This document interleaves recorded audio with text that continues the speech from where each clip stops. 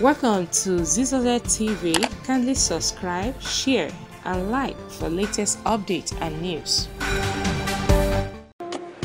At this time, I'd like to invite His Excellency, the President of the Federal Republic of Nigeria, as he makes his way for the plane ride to the airport.